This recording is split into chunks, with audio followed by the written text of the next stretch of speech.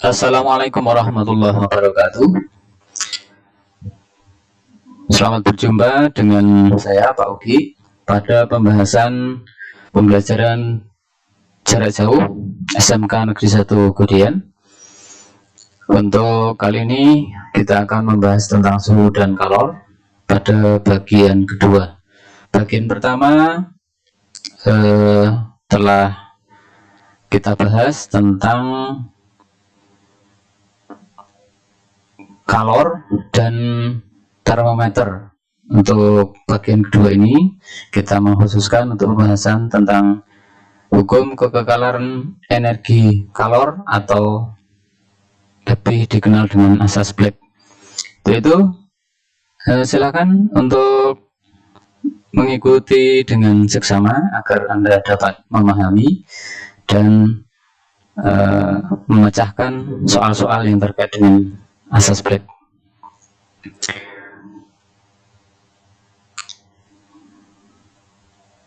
Asas Planck, apa itu asas Planck? Asas Planck itu sebenarnya adalah hukum kekekalan energi untuk kalor, karena yang pertama kali menemukan adalah seorang ilmuwan yang namanya adalah Joseph Planck. Maka kemudian hukum kekekalan energi kalor itu disebut dengan asas Planck. Hukum kekekalan energi kalor menyatakan bahwa untuk berbagai benda yang dicampur dan diisolasi sempurna terhadap lingkungan, maka banyaknya kalor yang dilepas benda sama dengan banyaknya kalor yang diterima oleh benda lain. Dan di sini yang dimaksud dengan diisolasi sempurna terhadap lingkungan itu, kalau di dalam laboratorium kita menggunakan peralatan yang disebut dengan kalorimeter. Jadi dalam kalorimeter itu seperti membatasi diri dari pengaruh lingkungan, yaitu pengaruh suhu di lingkungan, entah itu dingin atau panasnya lingkungan di sekitar dua benda yang kita campurkan tadi. Secara matematis, bahwa asas Planck itu adalah Q lepas sama dengan Q terima, atau kalor yang dilepas oleh satu benda itu sama dengan kalor yang diterima oleh benda lain dalam lingkungan yang diisolasi tadi itu. Kita umpamakan atau kita buatkan sebuah ilustrasi bahwa kita akan mencampurkan dua zat atau dua benda, yaitu yang pertama adalah besi yang suhunya tinggi. Suhu tinggi itu kita simbolkan dengan T2, dan kita akan campurkan atau akan kita celupkan besi panas ini. Warna merah itu maksud saya adalah untuk menunjukkan dia itu besi yang dibakar gitu. Seperti seorang pandai besi itu kalau membakar besi, maka nanti dia akan menjadi merah menyala. Kita celupkan ke dalam air, maka bisa kita tebak ya bahwa air ini nanti yang tadinya itu dingin akan menjadi kehangatan, karena kalor yang diberikan oleh besi yang panas tadi itu dan diserap oleh air. Nah, terjadilah di situ proses pertukaran kalor, bahwa besi yang suhunya tinggi akan memberikan kalor pada air yang suhunya rendah. Kemudian pembahasannya atau secara penerapannya hukum atau asas Planck seperti apa, kita buat sebuah diagram dulu seperti ini.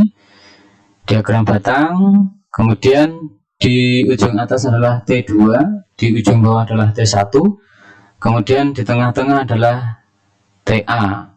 Ini adalah benda yang suhu tinggi, T1 adalah benda yang suhunya rendah. Maka benda yang suhunya tinggi nanti akan turun suhunya menjadi suhu akhir. Benda yang suhunya rendah akan naik suhunya menjadi suhu akhir pula. Nah, sehingga dari T2 ke T akhir akan ada perubahan suhu seperti ini. kita sebut delta T2. Delta T2 adalah T2 dikurangi T akhir. Kemudian delta T1 adalah T akhir dikurangi T1. Delta T1 sama dengan T akhir dikurangi dengan T1. Kemudian dapat kita jelaskan seperti ini. Penerapan dari asas Black dari pencampuran dua benda ini akan kita urai bahwa Q lepas sama dengan Q terima.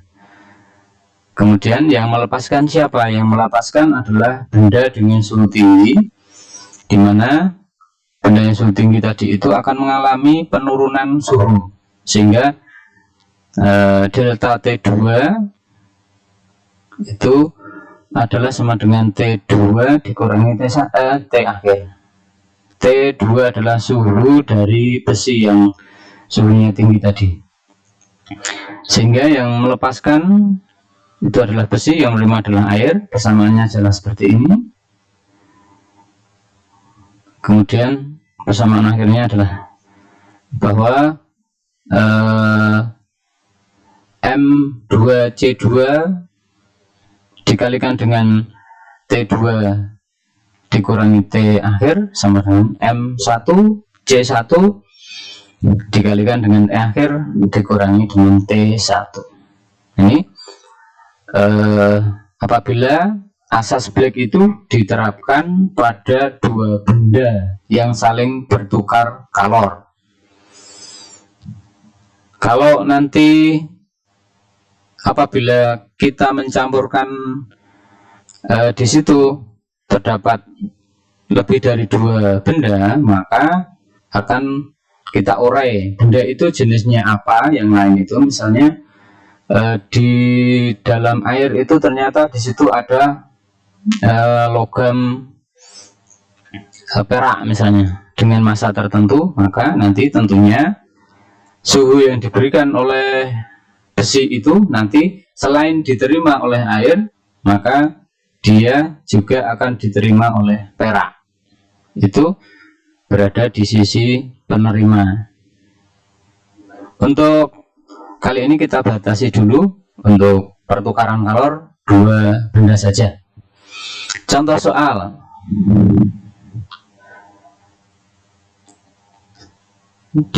Dalam contoh soal ini kita umpamakan ada sebuah keping perak, masanya 40 gram, yang suhunya adalah 100 derajat Celcius, yang kemudian keping atau koin perak ini kita masukkan ke dalam kalorimeter yang di situ sudah ada air yang masanya adalah 176 gram air, suhunya 30 derajat. Kemudian kita aduk-aduk dan sebagainya, maka terjadilah pertukaran kalor di dalam kalorimeter tersebut. Kemudian yang ditanyakan dalam soal ini adalah berapakah kalor jenis dari perak tersebut apabila suhu akhir campurannya adalah 31 derajat dan kalor jenis air adalah 4180 Joule per kilogram Kelvin. Kita selesaikan seperti ini. Seperti biasa untuk penyelesaian, maka kita harus ketahui dulu massa koin itu adalah kita sebut dengan M2. Kenapa M2? Karena dia suhunya lebih tinggi. Kemudian suhu koin juga T2, suhunya lebih tinggi. Massa air kita sebut M1 karena dia sebagai penerima, suhunya rendah. Dan T air awal itu juga T1, suhunya 30 derajat Celcius. Kemudian kalor jenis air adalah C1 segini. Kemudian suhu akhir campuran adalah 31 derajat. Yang ditanyakan adalah berapakah kalor jenis koin. Dari percobaan atau dari kegiatan ini, maka Anda diharapkan dapat menemukan berapakah kalor jenis koin perak tersebut.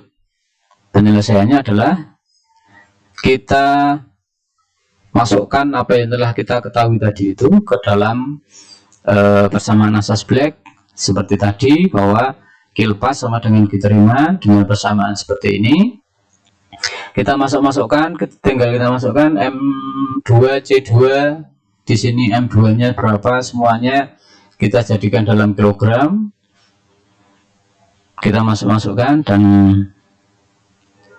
seperti ini. Kemudian tinggal kita hitung ya, di ruas kiri berapa, ruas kanan berapa, sehingga C2 itu adalah sekian ini, sehingga nanti kita temukan atau kita hasilkan C2 atau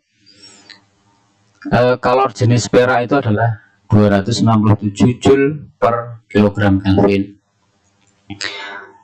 Selanjutnya kita bahas tentang perubahan wujud.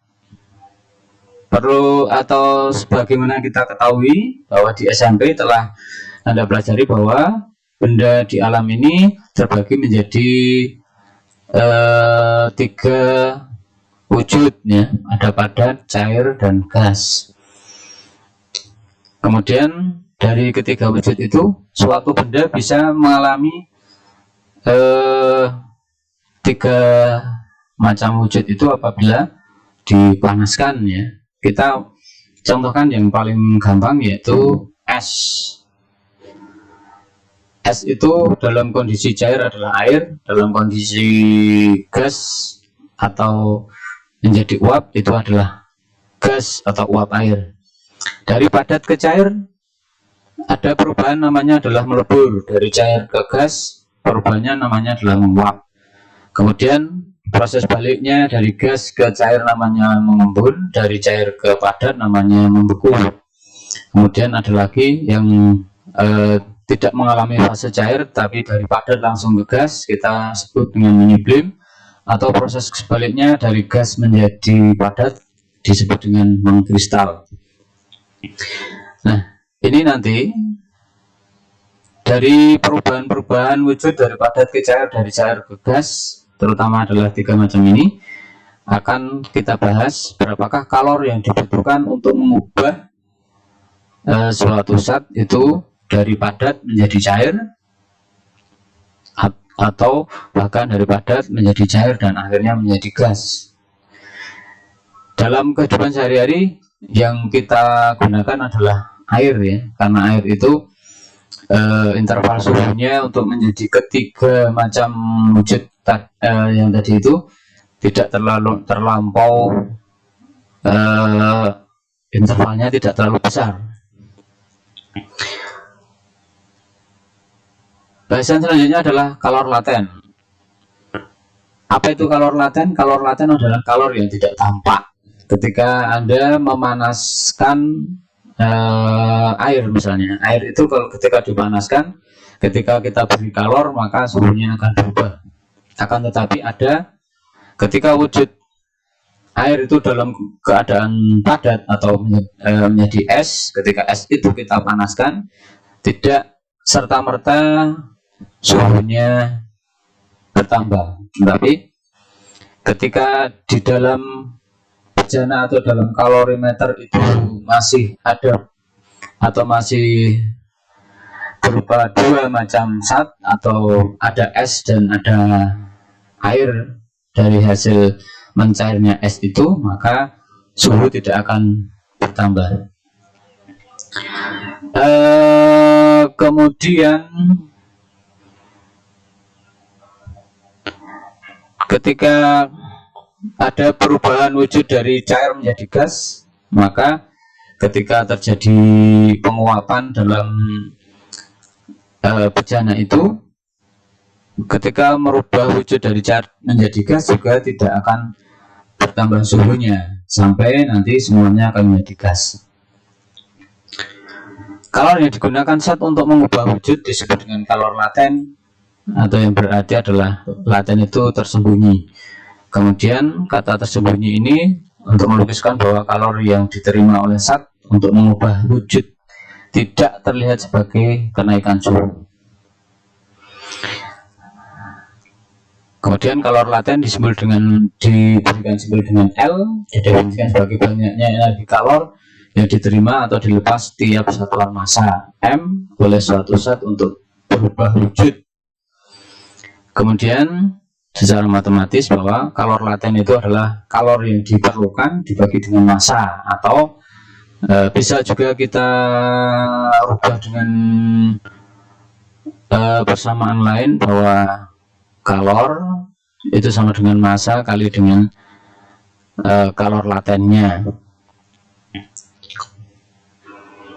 Selanjutnya ada beberapa macam kalor laten lebur. Ada kalor lebur atau laten lebur, ada juga kalor laten beku atau kalor beku. Ini hanya kebalikan dari lebur ke beku, itu adalah proses kebalikan dan itu biasanya adalah sama. Kemudian kalor laten uap atau kalor uap disimbolkan seperti ini. Baik, untuk menjelaskan lebih lanjut tentang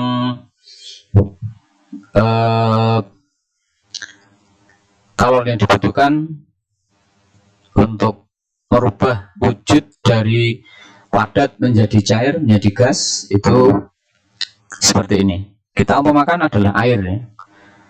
Air ketika suhunya dingin negatif 25 derajat, maka dia berubah apa?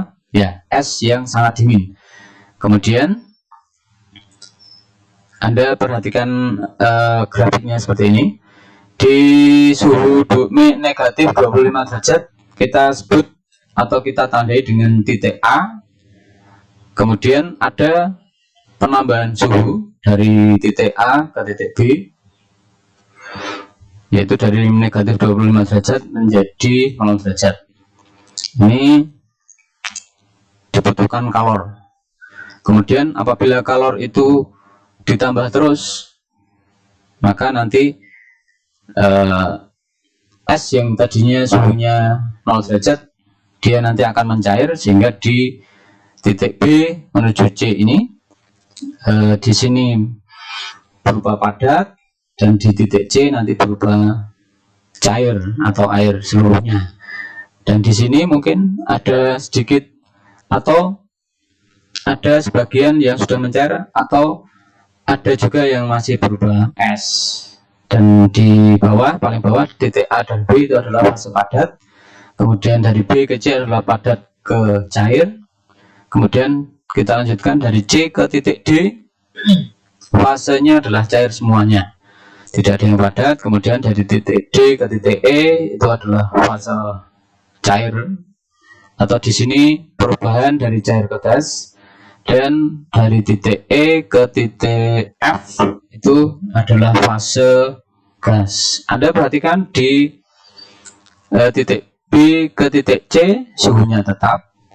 Dikarenakan apa? Karena dia adalah proses peleburan.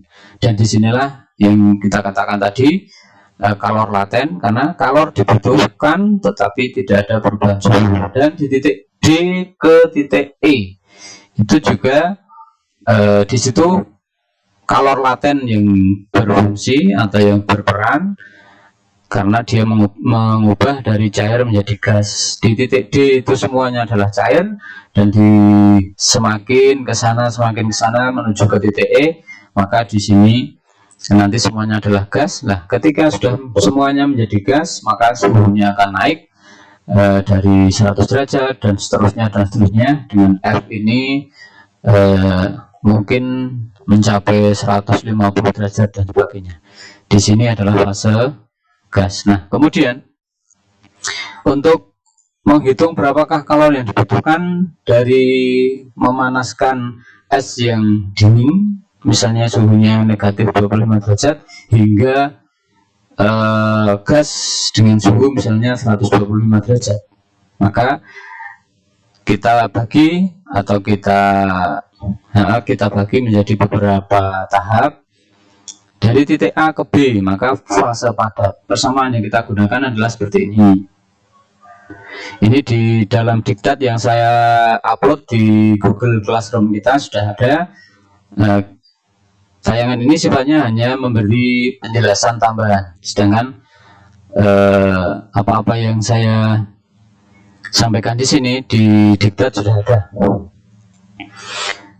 Fase A ke B adalah fase padat. Ini menaikkan atau memanaskan es dari suhu yang sangat dingin menjadi es yang suhunya 0 derajat.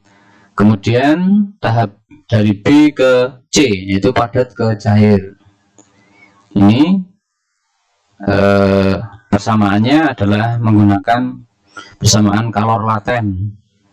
Di sini Anda lihat bahwa tidak ada faktor pengali perubahan suhu ya. Karena di dalam kalor laten itu memang tidak ada perubahan suhu. Kemudian kita lanjut ke titik C menuju D. Itu adalah fase cair.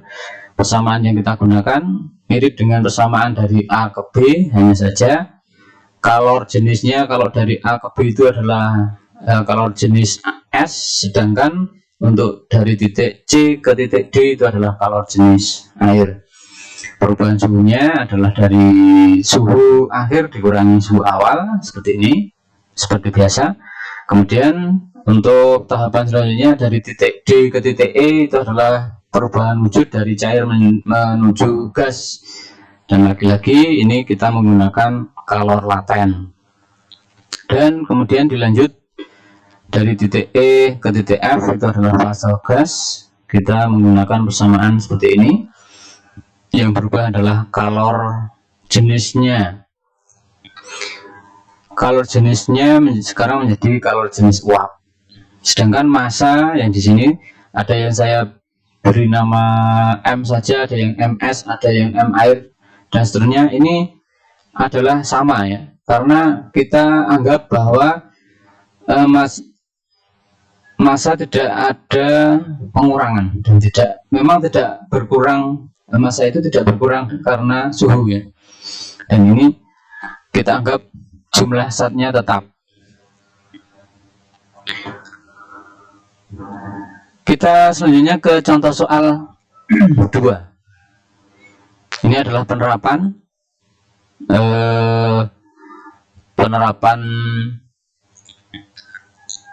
perhitungan untuk berapakah kalori yang diperlukan apabila ada suatu benda atau zat dengan suhu yang rendah dipanasi sehingga dia berubah wujud dan seterusnya, dan kemudian menjadi cair pada suhu tertentu. Nah, dalam hal ini kita menggunakan es ya. Es dengan suhu 100 derajat dengan suhu negatif 10 derajat Celcius dengan massa 100 gram. 100 gram es dengan suhu negatif 10 derajat Celcius menjadi air pada suhu 10 derajat Celcius. Maka untuk mempermudah kita menyelesaikan soal ini, maka kita buat grafik ya, seperti yang telah kita terangkan di depan. Grafik yang kita pakai tidak selalu sampai ke uap, karena ini hanya dalam soal itu hanya dibatasi sampai air itu suhunya 10 derajat Celcius. Maka pembahasannya adalah dengan soal seperti ini diketahui massa adalah 100 gram, kemudian di titik A atau suhu di A adalah min 10 derajat Celcius, di titik B adalah 0 derajat, di titik C 0 derajat, di titik D adalah 10 derajat. Kemudian kalor jenis air sekian, kalor jenis es sekian, kalor laten es sekian. Kemudian yang ditanyakan apa? Ditanyakan adalah kalor total yang dibutuhkan untuk memanaskan es dari suhu negatif 10 derajat hingga menjadi air suhu 10 derajat. Maka nanti kita akan kita urai atau kita bagi tahapan itu menjadi 3 tahap, yaitu kalor untuk memanaskan es, kalor untuk meleburkan es, dan kalor untuk memanaskan es yang sudah menjadi air semuanya sampai suhu 10 derajat. Oke. dari yang telah diketahui seperti ini, nanti kita akan mencari berapa QAB, berapa QBC, berapa QCD dengan persamaan-persamaan yang telah kita jelaskan di depan. Dengan sebenarnya dengan sederhana, dengan mudah, kita tinggal masukkan ke dalam persamaan ini. QAB adalah ini sekian, kita masukkan. Nah, ketemunya 2100 Joule. Kemudian QBC adalah menggunakan kalor laten. Kita masukkan, semuanya sudah kita ketahui di sini. Tinggal kita masukkan, cemplung. Kemudian di tahapan berikutnya adalah QCD. Di sini fasenya adalah fase cair.